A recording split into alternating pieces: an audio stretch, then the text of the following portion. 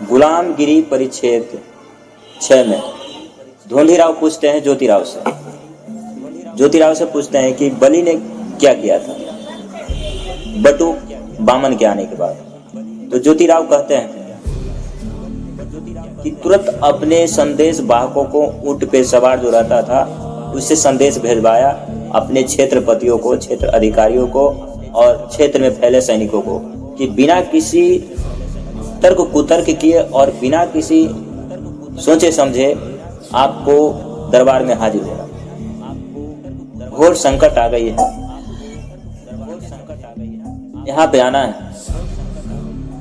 तब फिर ढोंढीराव पूछते हैं कि बलि के अधीन में कितने राज्य थे, कहाँ से कहाँ तक बलि के शासन चलता था। तो इसके बारे में भी ज्योतिराव बताते हैं कुछ इस तरह से कि सिंहल द्वीप और इसके कई पड़ोसी देश, कई पड़ोसी राज्य राजा बलि के अधिकार में था। राजा बलि के नाम से एक द्वीप भी था जो सिंहल द्वीप और के नाम से जाना जाता था। कोल्हापुर के पश्चिम में अधिकार में कोकण और मालवा राज्य था और वहां पे ज्योतिबा नाम का एक मुखिया भी रहता था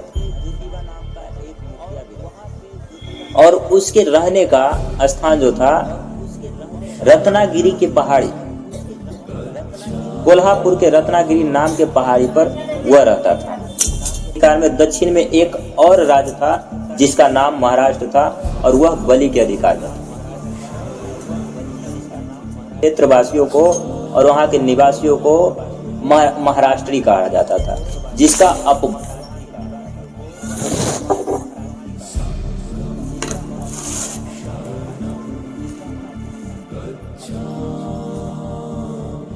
और ये महाराष्ट्र राज्य जो था इतना बड़ा था कि इस पे अधिकार और शासन चलाने के लिए राजा बलि ने इसे 9 भागों में बांट दिया था और इस 9 भागों के मुखिया को खंडोबा कहा जाता था। हर एक मुखिया, हर एक अधिकारी को उसके योग्यता के अनुसार उसे काम दिया जाता था और हर एक मुखिया को नीचे एक पहलवान रहता था, उसे मलुक खान कहते थे। एकत्रित करने के लिए उस पहलवानों पे शासन करने के लिए भी एक व्यक्ति और रहता था। उन्हें पहलवानों को एकत्रित करने के लिए 9 प्रकार के अधिकारी जो थे महाराष्ट्र के, और उसमें जो पहलवान थे उस पहलवानों को अपने नियंत्रण में रखने के लिए एक खंडोबा नाम का अधिकारी था। वो सभी पहलवानों को अपने नियंत्रण में रखता था और उससे काम करवाने की वो उसका काम था। ये ज्योतिबाराव बताते हैं ढोंढीराव को और इसी कारण उसका नाम मलहरी पड़ गया था। और मलहरी जो है अपभ्रंश होते होते मल्हारी, अरी का दूसरा नाम मारतोंड हो गया था। मलहरी का दूसरा नाम मारतोंड हो गया था और इसकी ये विशेषता थी कि यह कभी भी भागते हुए दुश्मनों के पीठ पर वार नहीं करते थे। जो रण से भाग जाते थे उसे छोड़ देते थे, जान बख्श देते थे, दया कर देते थे और ये जो थे हमेशा धर्म के अनुसार लड़ाई करते थे, इसलिए इनको मारतोंड कहा जाता था, जिसका अपभ्रंश शब्द होते होते मारतंड हो गया था। तंड जो था वो संगीत का बहुत बड़ा प्रेमी था और यह कलाकार भी था और इसे गाने का बहुत ज्यादा शौक था, इसलिए इन्होंने एक राग का भी रचना किया था अपने नाम के अनुसार, जिस राग का नाम मल्हार पड़ गया था। और मल्हार इतना प्रसिद्ध राग हुआ कि उन्होंने ख्याति प्राप्त मुसलमान गायक जो हुए मल्हार के पीछे मियाँ भी लगाने लगे थे अपने नाम के आगे, तो राग मियाँ मल्हार भी हो गया था। और ये इतना ख्याति बढ़ा कि अमीर खुसरो और जैसे बहुत सारे विद्वान हुए, संगीतकार हुए मध्यकाल में, वो सब भी इनके नतमस्तक हो गए थे। इतने बड़े वो संगीतकार भी थे वो मारतंड।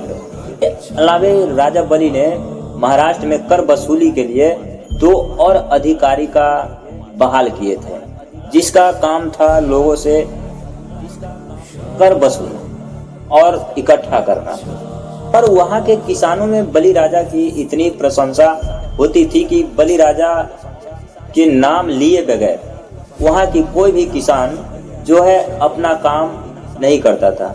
इतना दयालु थे बलि राजा अपने किसानों के प्रति, क्षेत्रपतियों के प्रति, और वहाँ के व्यक्ति बहुत खुशहाल थे बलि के समय में।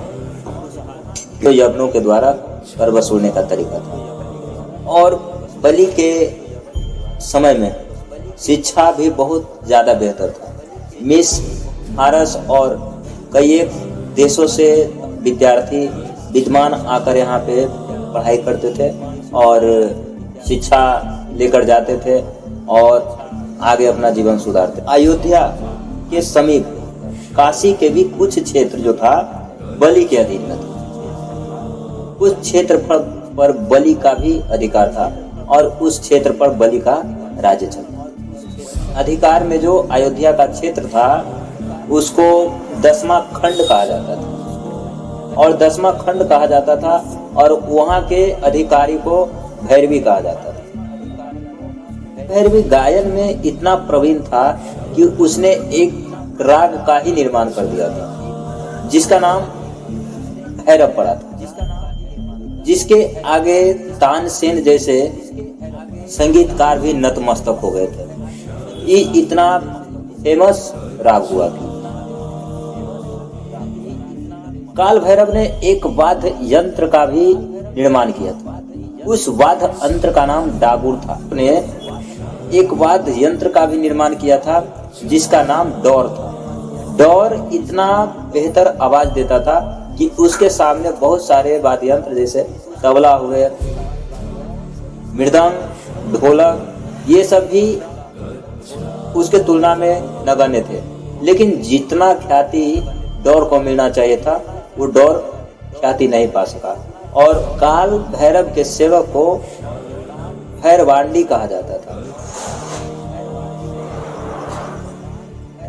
जिसका अपभ्रंश होते होते भरांडी हो गया था।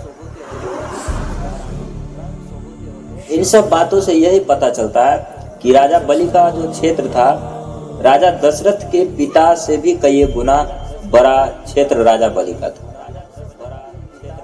नहीं, राजा बलि के क्षेत्र में शासन में कुछ ऐसे राजा भी था जो राजा को, बलि राजा को टैक्स देकर उसी के आश्रय प्राप्त कर चुका था और उसे आश्रय में रहता था। इसलिए उस 7 आश्रित राजाओं का नाम है 7 आश्रित परगनी जो थे अपना दरबार भरवाते थे और उसके कुछ रस्म रिवाज जो कि कुछ साहसी योग्य व्यक्ति ही करते थे जो इनके दरबार में रहते थे। वो था क्या, जैसे कुछ महत्वपूर्ण कार्य सौंपा गया, कुछ लड़ाई के प्रति या कुछ युद्ध के प्रति, तो सारे योग्य सरदारों को और योग्य सेनापतियों को, क्षत्रियों को बुलाया जाता था और बुलाने के बाद में वहाँ पे सबके सामने एक थाल रखा जाता था और थाल में नारियल, हल्दी का चूर्ण रख दिया जाता था और सभी को कहा जाता था कि जिसमें साहस हो, जिसमें ताकत हो, जिसमें हिम्मत हो, वो आके इस चुनौती को स्वीकार करे और ये वस्तु उठा ले। तो जिसमें साहस होता था वो उस नारियल को उठाते थे, जाकर माथे में हल्दी का चूर्ण लगाते थे और हर हर की जयकारा लगा करके वहां से बढ़ते थे और फिर अपने सेना को लेकर के राजा बलि को आज्ञा पा करके लड़ाई के लिए निकलते थे और अपना सर्वश्रेष्ठ देते थे। का नाम राजा बलि के समय में तरी उठाना कहा जाता था, पड़ गया था, लेकिन उसी का अपभ्रंश शब्द जो है तड़ी। ऐसे बहुत महत्वपूर्ण अधिकारी थे जो किसानों का ख्याल रखते थे। भैरोबा, नवखंडोबा और ज्योतिबा, तीनों के नाम के अलावा, तीनों की आज्ञा के अलावा कुछ काम नहीं होता था। और तीनों को प्रजा में, क्षेत्रवासियों में बहुत बड़ा मान था, बहुत बड़ा सम्मान था।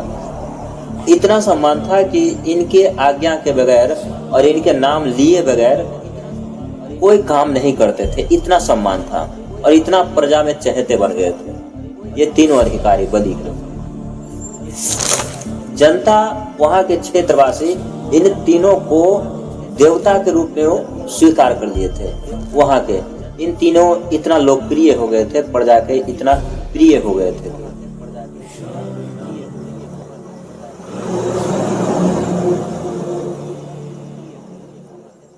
और इन्हीं के आधार पर महाराष्ट्र के कुछ लोग, जातियां, जैसे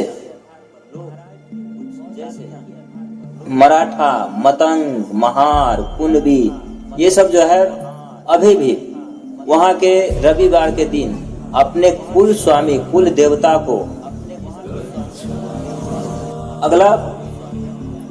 अगला प्रश्न में पूछते हैं ढोंडीराव कि बलि राजा के सरहद के पार आकर बामन ने क्या किया।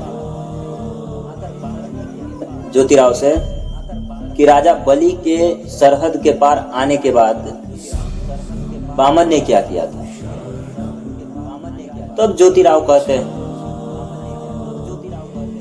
कि बामन सीधे सीधे बलि के दरबार में घुस गया, उसके राज्य में घुस गया, प्रजा में दहशत फैला दिया, मारते काटते राजा बलि के दरबार में घुस गया। राजा बलि अपने सेना को बिना एकत्रित किए हुए बेबस हो गया और चारों तरफ से घिर गया। तब राजा बलि अपने निजी सैनिकों को, फौजों को लेकर के बामन से लड़ाई करने चला और मुकाबला के लिए तैयार हो गया अपने निजी फौजों के द्वारा।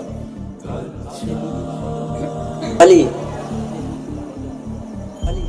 बटुक और यानी बामन से लड़ाई हो रही थी। वह समय भाद्रपद वध 1 से 30 पद के बीच में था। इस समय प्रत्येक दिन लड़ाई के बाद शाम में राजा बलि घर अपने आते थे, अपने महल आते थे आराम के लिए, और उधर बटुक अपने सैन्य शिविर में जाता था आराम के लिए। इसी बीच शाम के समय दोनों तरफ से मरे हुए सैनिकों को दाह संस्कार करने की काम चलती थी। शायद इसी समय से लेकर के आज तक वो प्रथा चल रही है कि भाद्रपद में श्राद्ध किया जाता, और श्राद्ध किया जा रहा था उस समय सैनिकों को लेकर, दोनों पक्ष में मरे हुए सैनिक और लोगों को, और उसी समय से आज तक ये प्रथा चली आ रही। बलि जो था इतना व्यस्त हो चुका था बामन की लड़ाई में कि वो अपने घर भी आराम करने के लिए नहीं आ पा रहा।